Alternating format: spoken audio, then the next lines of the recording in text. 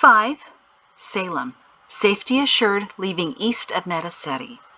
Chapter 9. Amazing. Something on the other side of the canyon caught Peto's eye.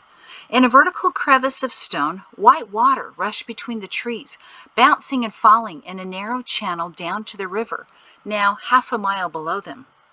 "Shem," he called, "what's that where the water is falling?" Shem turned in his saddle. "Get ready for this. It's called a waterfall." "A waterfall? No, seriously, what's it called?" Barb laughed behind him. "It's true, Peto. It's called a waterfall. It's also in that book I mentioned called a dictionary. It even has pictures, and one will be waiting for you at your new home." Dictionary? The bizarre words these people come up with, Peto muttered. Waterfall. What else new are we going to see? "Well," Shem called back, "we follow these switchbacks until we're 3.5 miles up into the canyon. Then we reach a high meadow in the saddle between those two peaks." He pointed north in the direction of 2 craggy, snow-covered peaks. "Meadow?" "You'll see, Peto," Shem promised. "Meadow!" Perrin exclaimed. "I remember Beniff saying that word during our planning meeting about the attack on Moreland." "That's right," Shem said. "There's your proof that he was from Salem. No one in the world has a word like that because there are no meadows in the world." "Amazing," Perrin breathed. "We don't go over the peaks, do we?" asked Dec nervously. "No, just between them." "Mari," Barb called up to her, "you should come back here in weeding season.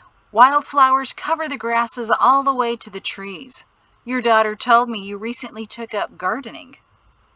"You know, wildflowers sound interesting," Mari said. "They don't require any straight rows or weeding, right?" A little ways down the trail, Shem slowed his horse and turned in the saddle. An odd smile was on his face. "Uh-oh," Perrin said as the horses neared. "He's going to be confessing another lie he's told, and the next words out of his mouth will be, 'Remember that one time?'" Everyone chuckled as Shem bobbed his head sheepishly. "Well, at least you noticed the warning. Perrin, remember that one time?" Now everyone laughed, even though Shem put a finger to his lips to shush them. He craned his neck to peer into an area behind the trees they couldn't see yet, and waved them to quiet down. "Anyway," Shem said, "Perrin, the night that edge turned on itself and burned and looted until the middle of the night, you and I sat talking in your office for a while." "Yes," Perrin said slowly. "At one point you started musing on the possibility of some of Terrap's mythical animals being real." "Go on." "You mentioned wapiti, zebras, and I think elephants that night. I suggested that they were very far away. Well, I lied about one of them being very far away." He beckoned them to follow. Perrin couldn't get Clark fast enough, and when he reached a clearing, he reined his horse to a sharp halt. Mari gasped. Was all she could stammer. At least Perrin was able to get out, "Shem, is that a?" Shem grinned as Peto, Dec, and Jatsi, between Barb and Jothan, reached the view. "It's called an elk," Shem said in low tones, so as not to alarm the animal that fed less than 20 paces away. "That one's a bull. Too bad you're not seeing him with his full antlers. He recently shed them. It took the first Salemites a few moons to realize that the large deer they named elk were actually Terrap's—" "Wapiti!" Perrin cried, and the elk lifted his head to look at him. "Shh, I know," he shushed himself, but not very quietly. "They're real!" Mari would have squealed if she wasn't breathless. Peto cocked his head. "It's pretty big," he said, as the animal took another mouthful of grasses and chewed casually, already bored with his audience. "But not as big as Terrap suggested. How many people can ride it?" Shem chuckled. "None. Terrap took a few creative measures in his stories." "He's beautiful, though?" Jatesy said, keeping a heavy hand on the cat whose ears pricked with interest. And delicious, Shem said. Deck's mouth fell open. You eat them? Aren't they rare? Hardly. I'm sorry you missed the herd. There's a meadow past that canyon where about 1,000 of them come to feed on the grasses in raining season. Warm springs in the area keep the snow melted. Wapiti, Perrin whispered again, and Mari felt like crying. Jothan had dismounted and was looking around on the ground. Saw them when I came down a few weeks ago. Ah, here we are. He pulled up a large branch, except it wasn't a branch. Perrin emitted a tiny, excited whimper. Jothan held up the branch, as tall as him. Now, that's what I call a rack. He bent down and picked up its match. Deck squinted. What exactly is that? The antlers, Jothan announced. His massive arms twisted the antlers into proper position and held them suspended behind his head to show how they would have appeared on the bull. Whoa, Pato whispered. Changed my mind. That is big. And you couldn't ride it without being gored. Mari and Jatesy could only nod. Perrin shook his head in appreciation. I grew up loving the stories of wapiti like giant deer, and they're real. Amazing. I think that's going to be my most used word today. But I don't think you could use the antlers to steer, he added in a faraway tone. Surprised by that strange theory, Mari twisted around to look at him. But Perrin just smiled in contentment at the elk chewing lazily. Jothan set the antlers back on the ground. Some people like to use these in their houses to hang coats on. Hang coats on, Perrin breathed. Shem clucked the horse. Still quite a ways to go, and more animals to see, I'm sure. The shins reluctantly followed Shem, and the bull elk merely glanced their way as he pulled up more grasses. Shem, Perrin called up to him, if wapiti are real. Mari knew what he was wondering. Often Perrin had reflected with longing about certain of Terep's mythological animals, which obviously weren't all mythological. If wapiti are real, she repeated, then... Shem turned in his saddle. I know where you're going with this. The night I mentioned, Perrin also speculated about zebras. And so you'll want to know, does Salem have zebras? Perrin nodded with the enthusiasm of an 8-year-old.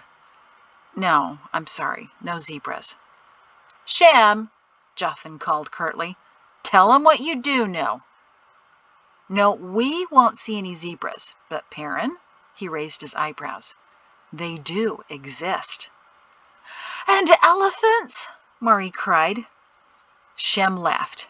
And elephants, and monkeys, and gazelles, and lions, and apes, and a few other animals you don't even know about, and Terep couldn't imagine either.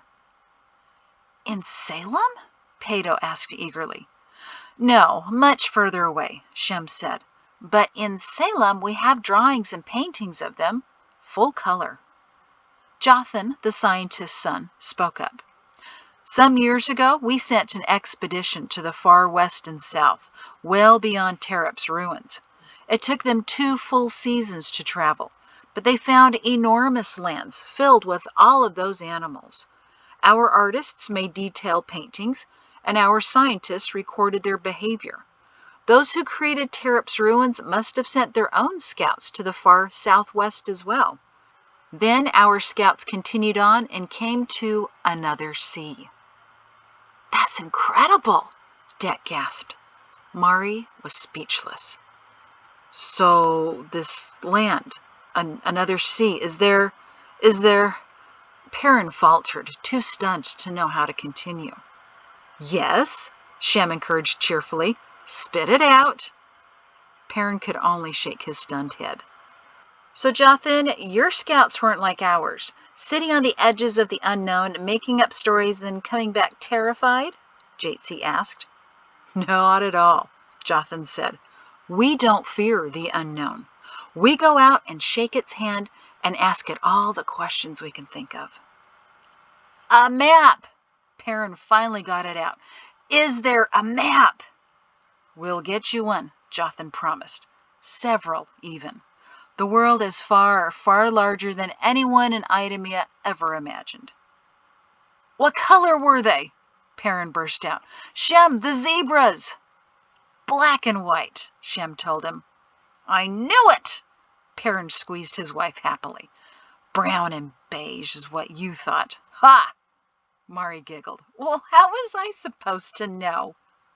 Shem released a huge sigh. Oh, I've been wanting to tell you that one for a while. That night, I wanted so much to tell you. He stopped, and Mari, feeling Perrin tense up, suspected they'd had a quiet discussion, which shouldn't be shouted about right now. I wanted to tell you that all of those animals are real, Shem tried again, and that you were right about zebras being black and white. Perrin, you've been right about so many things, but you just didn't know it. I know now, he smiled. Did any of your scouts try riding the zebras? Not successfully, Shem said. They're smaller than our horses, behaved more like donkeys, and were quite alarmed that these strange two-legged creatures tried to climb on their backs. You'd have an easier time on a wapiti. The elephants, on the other hand, may have been possible to ride, but they didn't dare try to climb any. Mari twisted to look behind Perrin. Jothan, that other sea you mentioned, is it the same as the one we have to the east? Did your scouts go all around the world? Is that possible? Peto asked. Jothan shrugged. We don't know. Yet. We're planning another expedition to find out. They're looking for men and women to go all the way to the western shore, build boats, then sail on to who knows what end. Mari could feel Perrin's breathing become faster in her ear.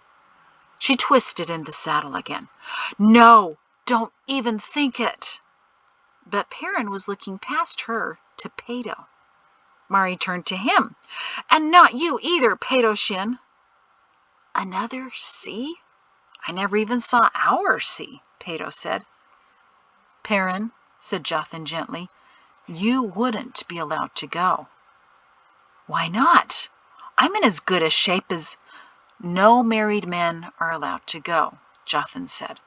Only single men and women whose families don't require their support. Our leaders expect the expedition to be gone as long as 3 years. Peto, please get that look off your face, Mari insisted. I don't think I'm brave enough to go, Mother, so don't worry, Peto said. Still, it's incredible to think about, isn't it?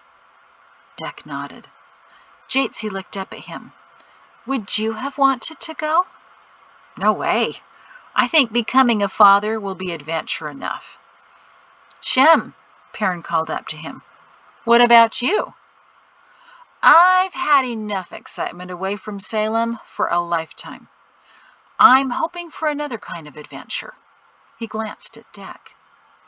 They rode again in silence, lost in thought. Well, Mari knew what Perrin's thoughts were, because every now and then he'd murmur, Wapiti, and black and white, and amazing.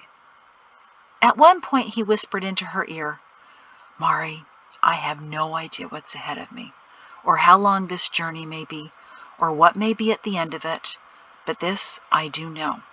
Today I have seen a real wapiti.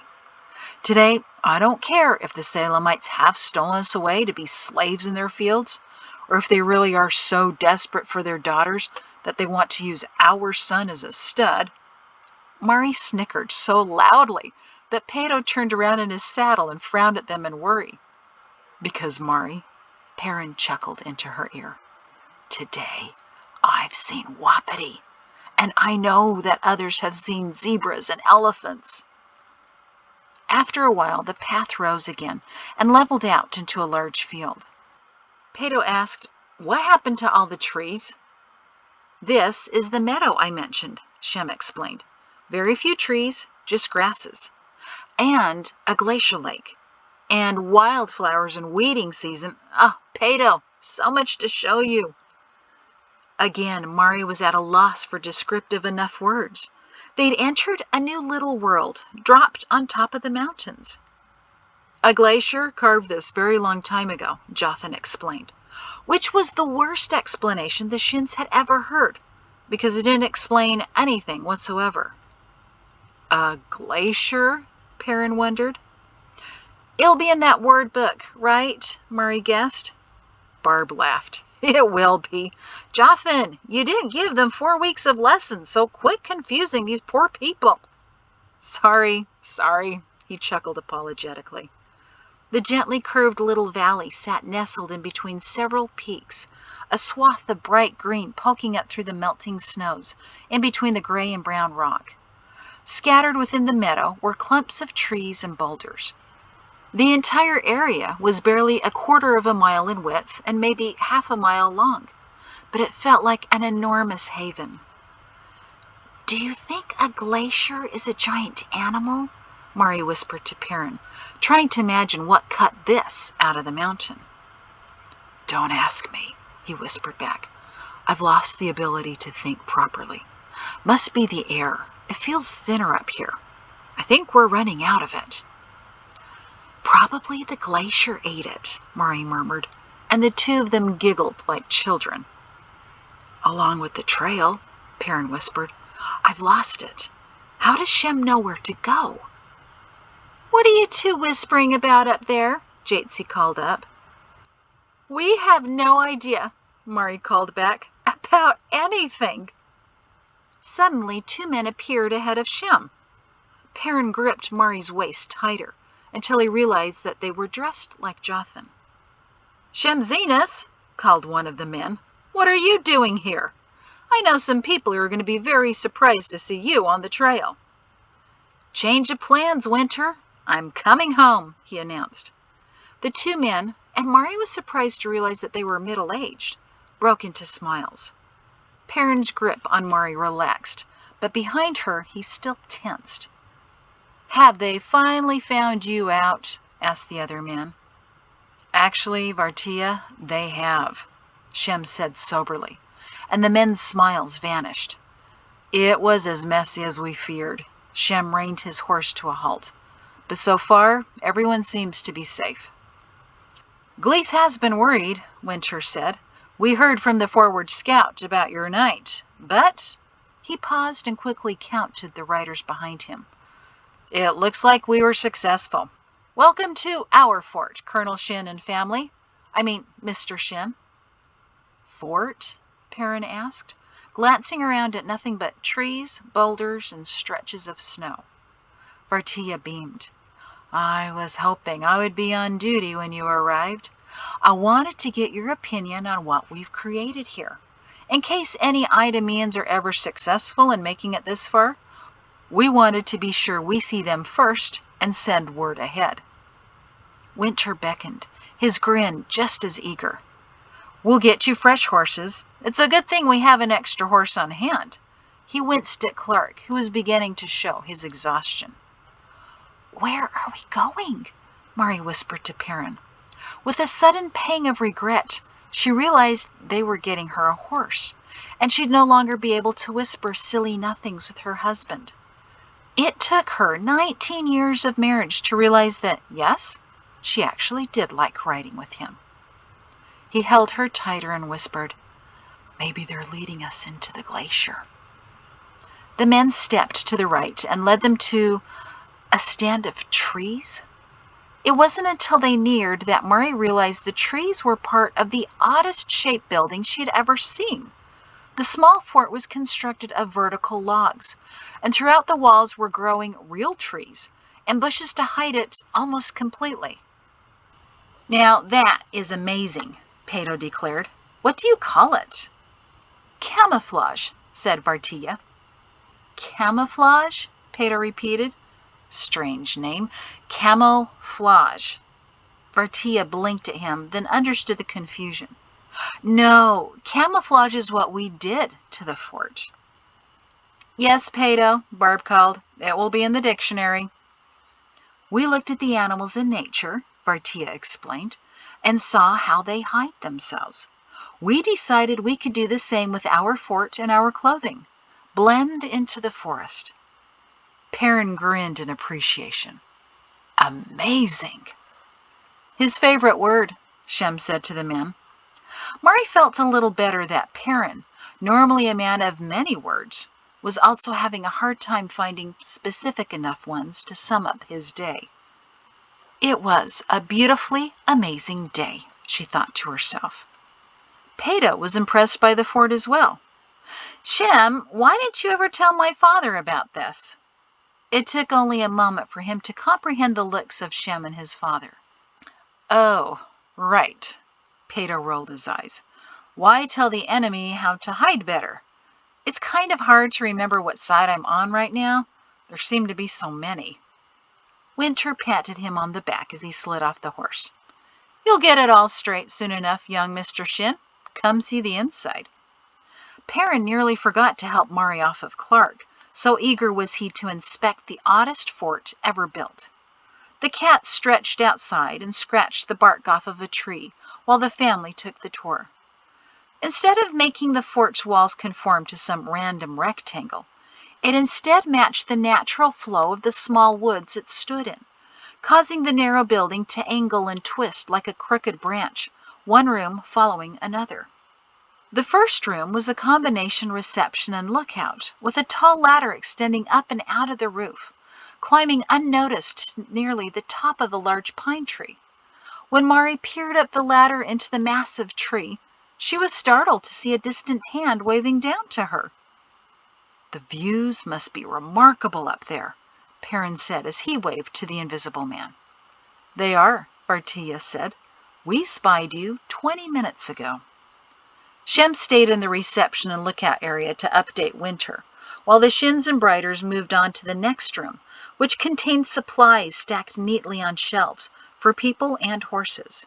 Mari was impressed to see not only clothing and shoes for all sizes of people, but also a wide variety of toys for weary and frightened children.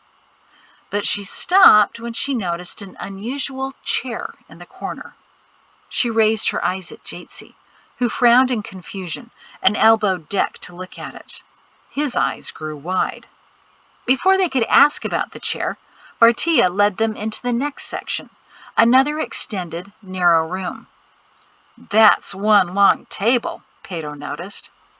It is, Vartia said, either for eating or surgery, whichever is needed at the moment.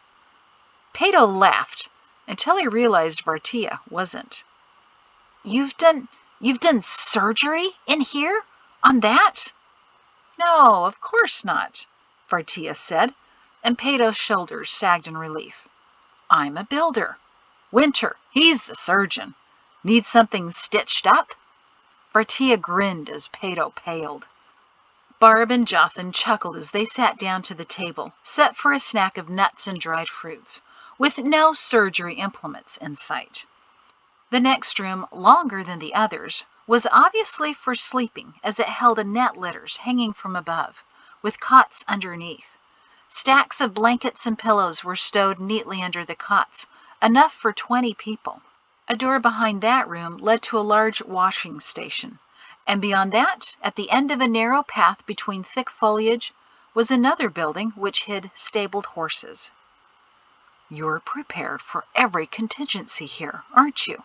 Perrin asked as they wandered back to the main building. And we faced nearly every contingency too, said Vartia, since we completed this nearly 4 years ago. Even the birthing chair? Mari asked incredulously.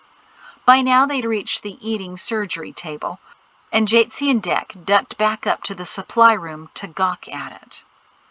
I've read about those being used by our ancestors, Mari told them as she followed the Briders, who were slightly stunned and disturbed, with Barb in tow. I hadn't realized you still used them. We use everything possible, Barb said. There are many positions for birthing babies, and several women prefer the chairs. It seems reasonable to let nature do some of the work. We've had 7 babies born here since the fort was completed. By the look on Jatsi's face, we won't be having number 8. I feel nothing, Jatesy said quickly. Truly. That's good, Barb said. We still have a long trek in front of us. The path widens considerably, so you, your mother, Dec, and I can ride next to each other and talk about Salem way of birthing. I'm sure our discussion will pass the time. Dec's eyebrows furrowed. There are plenty of midwives now. Do I really need to be involved? Pato and Perrin had come to the door, almost in a manner of daring the other to look at the birthing chair. They now watched Barb, worried about what her answer would mean for Dec. Of course, Barb told him. In Salem, fathers are an important part of the birthing process. You were there at the beginning. Dec blushed violently. And you should be there at the end. Don't worry, Barb assured him. You'll do just fine. Wretchedly, Dec said, So I am to reach in and... She's not a cow, Dec. There'll be no reaching. Phew, said Pato. But if Jatesy chooses to use a chair, you'll be standing behind your wife and supporting her as she pushes. Barb gestured to the chair with a noticeably large hole where the seat should be. But there are many other positions Jatesy can try. There's the squat without the chair. There's on her knees. Dec's color faded rapidly, from a bright red to a sickening gray, and he began to slump. Sweetie, Jatesy said, and Perrin dove to catch Dec's head before it banged on the ground. Oh, poor Deckett, Maury cried, as Perrin gingerly laid the rest of him down, but Barb only tilted her head. Ah, she said casually, regarding his unconscious body splayed on the floor. A fainter. Need any help, Barb?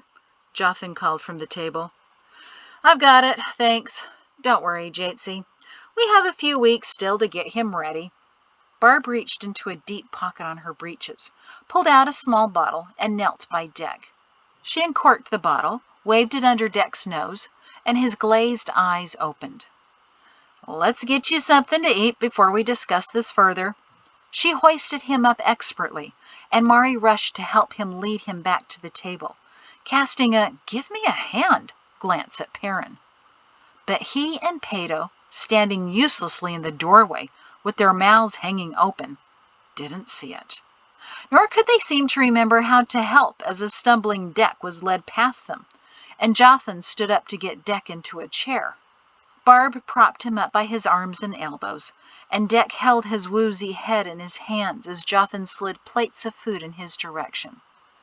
Perrin still couldn't do much but gesture and say, Maury, put a damp cloth on his neck. This seems to help him when he faints. Jatesy sat down across from her shaking husband. You all right? Dec, sweetie? Bertia, who had brought a wet cloth to Maury, placed his hands on Perrin and Pato's shoulders. Right now, he looks like the bravest man in the world, doesn't he? He chuckled. Won't be as brave as his wife will be in a few weeks, but don't worry. He'll get used to it and find his legs when he needs to. So will you, young man.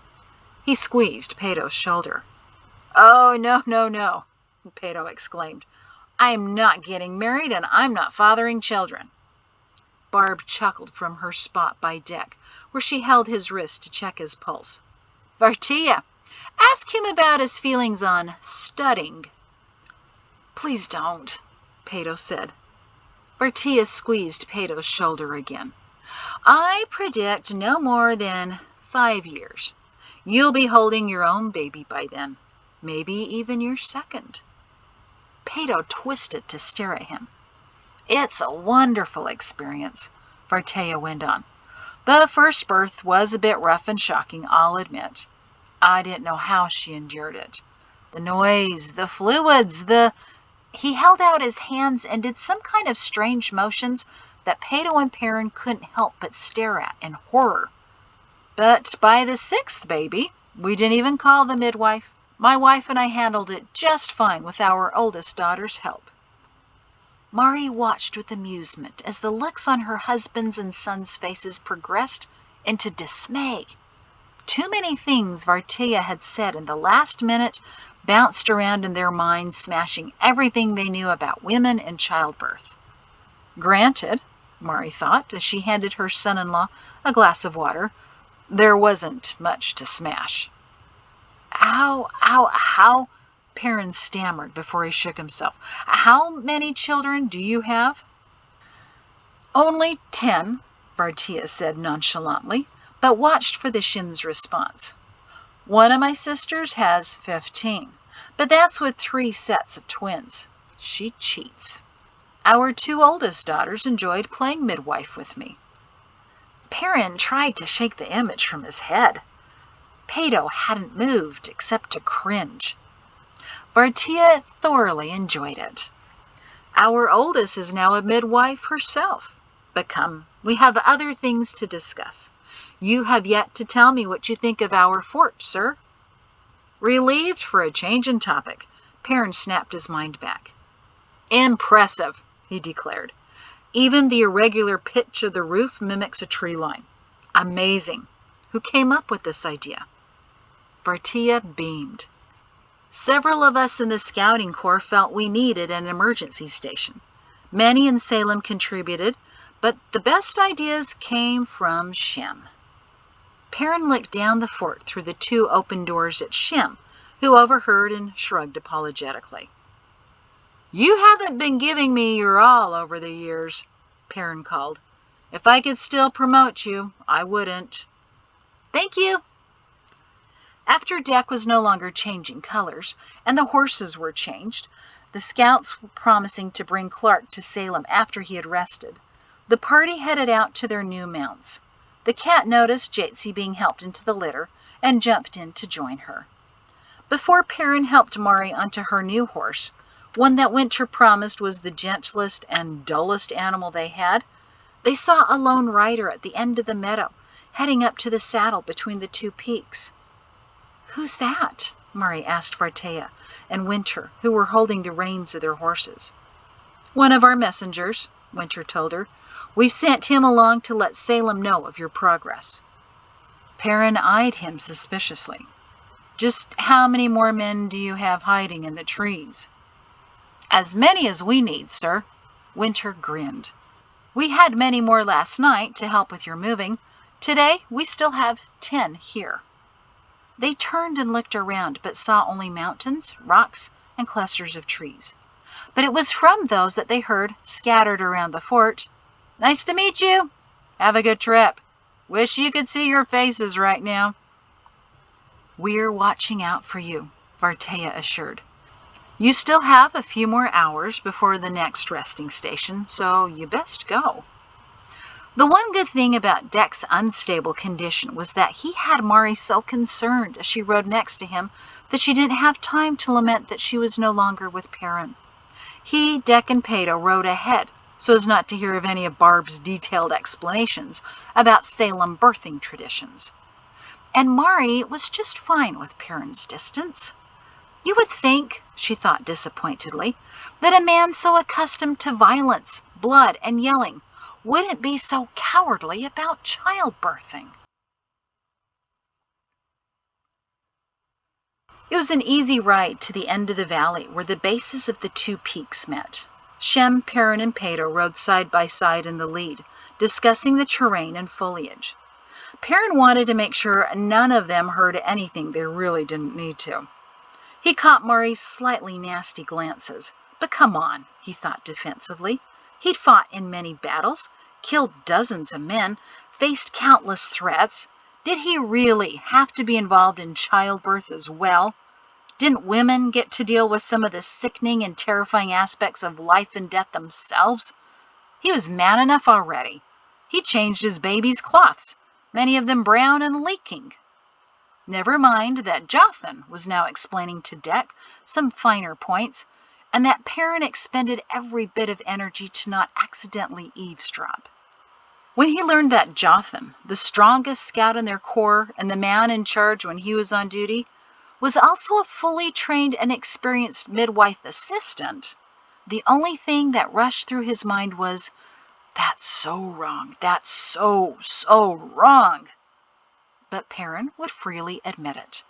Jothan Heffadi was even more manly than Perrin. Was that what Mari wanted to hear?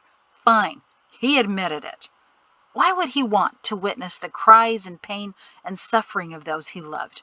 He'd seen that hundreds of times in his nightmares, heard the shouts of agony of his family, seen their bodies unconscious and worse, sprawled on the floor. That was what sent Perrin into his current brooding. It was all behind him, literally miles, the world and its misery. Yet still he remembered the nightmares, and in brief, horrifying moments, lived them. While he'd saved Deck from concussing on the floor, he still had to lay down his heavy, unconscious body. Never mind that Deck was up a few moments later, dazed and pale. Perrin still felt that he'd somehow disappointed Cambazola and Susie Brighter. In spite of himself, he felt immense comfort, as if the Brighters were on either side of him, chuckling and saying, "Just a fainting spell. He did that the first time he helped a cow birth." Perrin struggled to cast away his dread that he couldn't protect them all of the time. There'd always be pain, and always suffering. And also relief, and also joy. That's the trial of life, son, and it all works for our good. But it will always end in joy, Perrin. Every story has a happy ending if you wait long enough. He was only vaguely aware that Shem and Peto were bickering next to him about what constituted a shrub, because the words that filled his mind so completely also completely baffled him. He'd heard that line before about happy endings. Who was it? Mari. She'd said those were her father's last words to her. Perrin had never met Cephas Peto before, until that day. His eyes grew wet, and his chest swelled with heat. Only after he'd regained control again did he look behind, hoping to catch Mari's eye. She was focused on her son-in-law, who valiantly did his best to stay upright in the saddle, pushed gently back by Mari when he drifted in her direction. She glanced over at Perrin, then, seeing the intent expression on his face, tilted her head in question. All he could do was smile at her, while his chin trembled, because he felt in every fiber of his soul that they were on that path to that happy ending. "Shem, you called that last one a fir tree. How can that be?" Peto's complaint pulled Perrin out of his thoughts, but still he had the impression that the Brighters and Cephas Peto, and likely Hysamum, and his own parents, and even Hogel and Tabit Densel, were enjoying the scenery as well. "This tree ahead is clearly a different kind, Shem. Look how far the trunk goes before it begins branching. The other fir tree had branches all the way to the ground." Perrin smiled to realize that Peto was much his old self again with his uncle. Shem gave him a sidelong glance. "Look, it's a tree that stays green all snowing season, smells nice, and has cones. Fir trees, all of them." "But they can't all be the same. You said these trees are marked for when the snows are high and the trails covered. So how do riders know which trees to look for? Surely there's a name for each kind." "Douglas." "Douglas?" "Yes, that tree's named Douglas fir," Shem decided. "That one over there is myrtle. The scrubby little one behind us is scrubby oak. The whole forest likes to be called sheer woods." Peto's face contorted in doubt. "A tree named Myrtle." "She's very sensitive about it. Don't make her feel bad." "What kinds of names are those, Sherwood?" "Sheerwoods," Shem grinned. "I'm glad to see you found something that interests you, Peto. When we reach Salem, I'll have to introduce you to someone who knows all about trees. Maybe female, 17 years old, who wants at least 10 children." Even Perrin chuckled at that, although his heart sank to think of some poor girl suffering 10 times. Well, if she married Peto, She'd be suffering a lot more frequently than that. Perrin found himself grinning. Despite his worries and dread, the joy just wasn't going to be held down today. Today was glorious. He'd seen Wapiti. He was riding in terrain that was indescribably intriguing. Their entire family, here and in paradise, were riding with them, and they were off to Salem, wherever it may be. It was enough to make him laugh. But there was no laughing in the party behind them. On the outside horse sat Jothan, wearing a sympathetic smile. Next to him was Barb, and Jatesy suspended between them, the horses side by side. Dec rode next to Barb, with Mari on the other side. At least she had a mellow horse, Mari thought to herself, so she could focus on Dec. Barb was giving him the explanations Mrs. Braxhicks would have, had she not been forced to Idemia for retraining, where she was hoping to instead retrain them. Dec swooned as Barb described in explicit detail what Jatesy would be experiencing and how Dec could help. Jatesy was as pale as her husband. Mrs. Braxhicks had already told her all of this, but now that her time was closer, every aspect was unnervingly real. At first, Mari worried that the discussion might be uncomfortable for Jothan, who frequently chimed in with further explanations. But he just said dismissively, 4 sons, 2 daughters, and assisted many births along this trail. It's just a part of life. By the time they reached the end of the valley, Dec was gray again, and Mari was sure her color wasn't much better.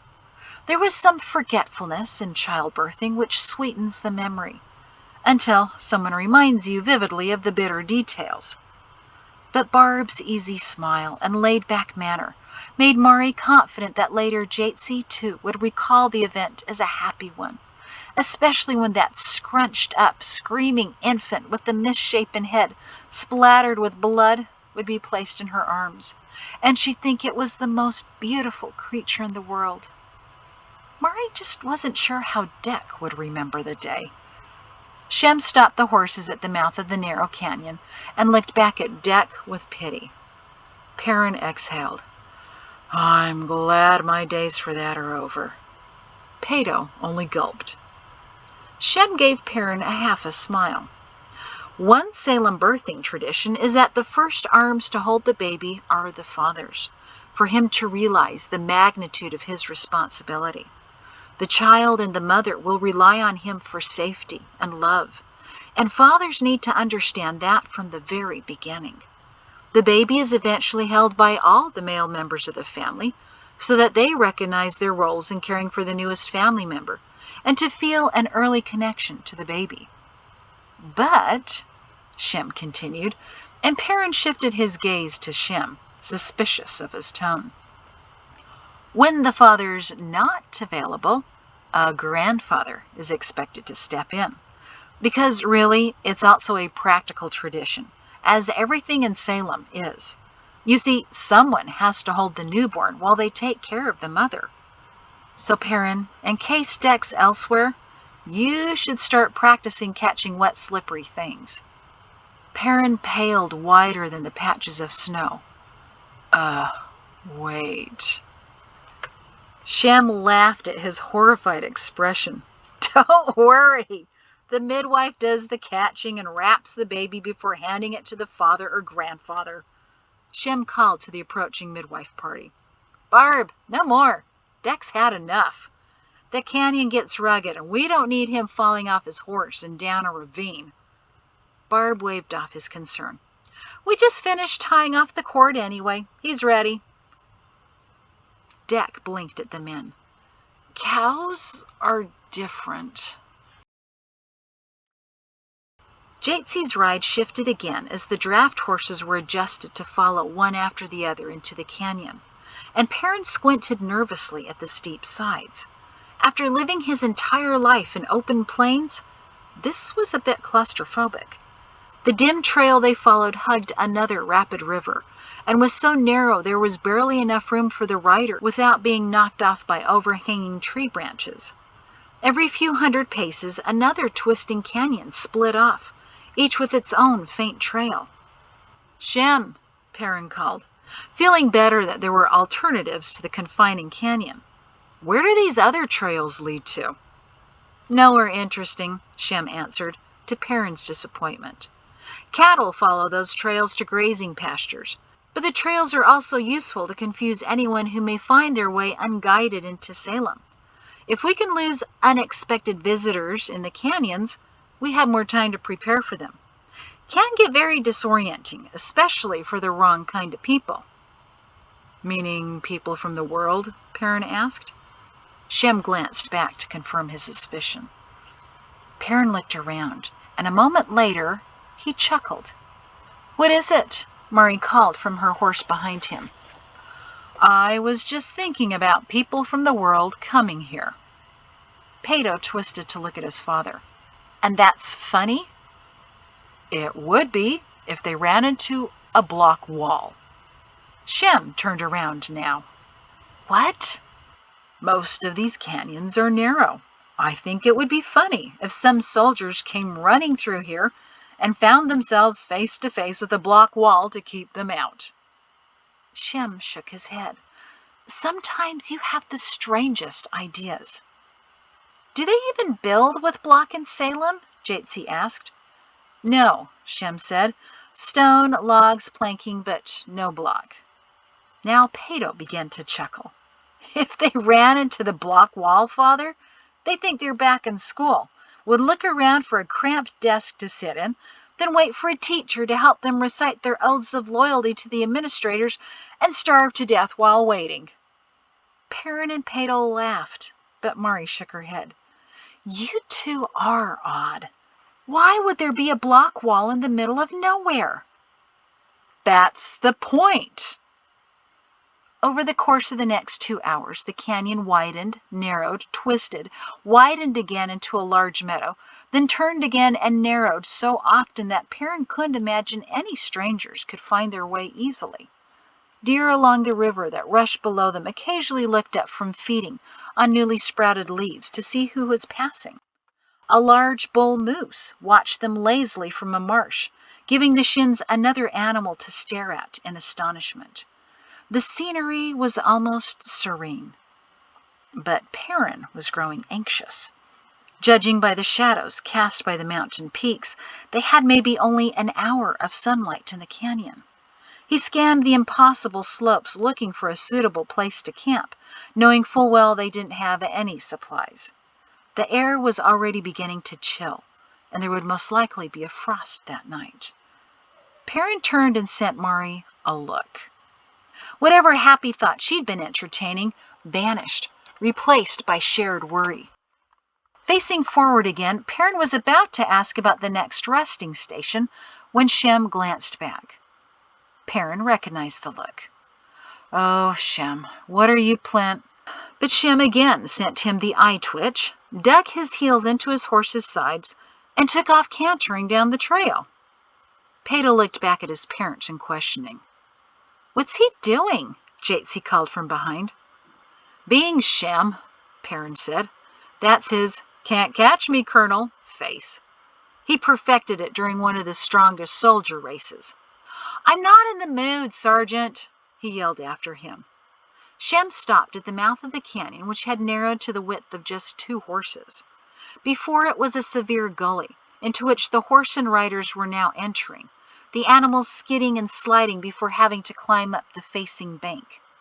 Perrin, who'd overtaken Pato, was now glaring at Shem as his horse struggled up the slope. But Shem had his back turned, surveying the scene above and beyond the party. "The second resting station can be seen from here," he called down cheerfully. Smirking at Perrin's struggling horse, not used to the rider's weight, Shem said, "Sorry, you can see now why I spurred mine into a run. Horses appreciate a running start up that bank." "Thanks for the belated advice," Perrin growled. Mari's horse hopped down in 3 jerky jumps. "You need to climb back up here," Shem said, "or Jatsi's horses will have no chance of getting over." Deck's mount led the way, loping down the slope and taking the opposite bank in a few well-placed jumps. He reined his horse on the other side, still down the slope from Shem, who stood as if on guard, while Perrin's, Peto's, and Mari's horses scrambled awkwardly up the other side. Jothan and Barb simply let their well-trained horses skirt around the gully on the side, gently swinging Jatesy between the steep slope and the drop-off. Or, Shem said, not nearly as apologetic as he pretended to be, you could have led your horses around the entire problem. Shem, Perrin said, growing impatient, let's just get to that resting station already. Eager to see it? If you'd step your horse aside, yes. I'm starving, Peto announced. I'm starting to lose all feeling to my legs, Mari murmured. Well then, Shem winked at Jothan as he backed up his horse. Welcome to the second resting station. Perrin's horse started automatically up the slope, but when he caught a view of what Shem had been concealing, he slid off. Astonished, he fell to his knees, the only appropriate thing to do. A moment later, Mari fell next to him, grabbing his arm for support and nearly pulling him down. Behind him, someone else fell off a horse in surprise. Maybe Peto, maybe Deck, maybe it was a herd of zebras. But Perrin couldn't pry his eyes away from what opened up before them. Or maybe, Shem said, with a mischievous smile when he realized none of the shins would be able to utter a word, I should have said, welcome to Salem. And you'll see Salem the next chapter. Where's my stop button? Oh, there it is.